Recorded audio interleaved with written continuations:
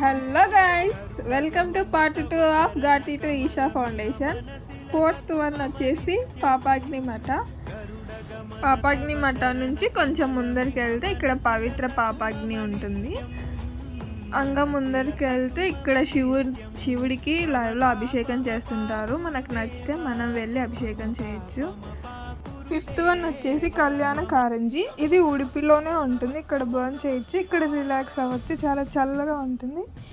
Sixth వచ్చేసి all favourite Isha foundation. ఇది entrance అనమాట. ఇక్కడ నుంచి 2.5 కిలోమీటర్స్ వెళ్తే ఇక్కడికి రీచ్ అవుతాము.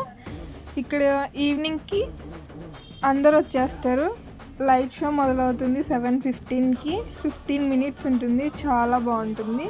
మేము మిస్ అయ్యాం, మీరు మటుకు మిస్ అవ్వద్దండి.